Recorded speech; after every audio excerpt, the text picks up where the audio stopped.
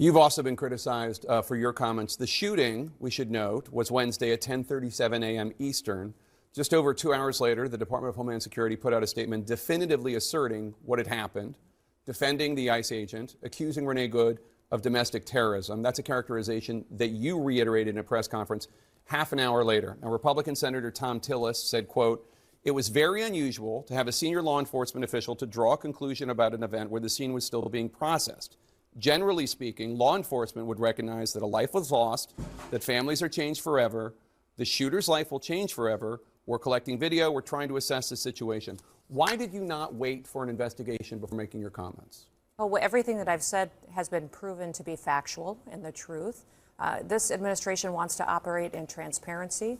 I have the responsibility as the Secretary of Homeland Security to know this information as soon as possible. Had just been in Minneapolis the day before, had already had conversations with officers on the ground and supervisors, and knew the facts, and decided that the department and the people of this country deserve to know the truth of the situation of what had unfolded in Minneapolis. But with all due respect, Secretary, the first thing you said was, quote, "What happened was our ICE officers were out in an enforcement action. They got stuck in the snow." Correct. Because of the adverse weather that is in Minneapolis.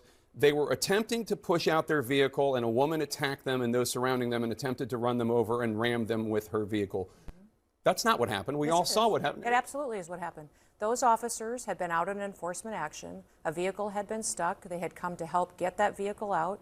That's when this individual started blocking traffic for minutes and minutes. You said that the woman attacked them and surrounded them and attempted to run them over and ram them with her vehicle.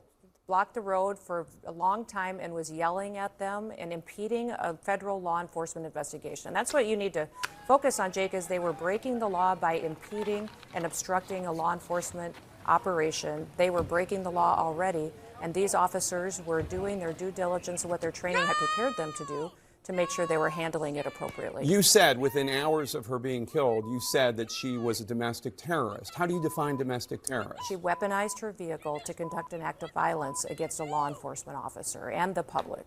They are doing that. How can you assert with certainty that she was trying to hurt the officer as opposed to she was trying to flee the scene?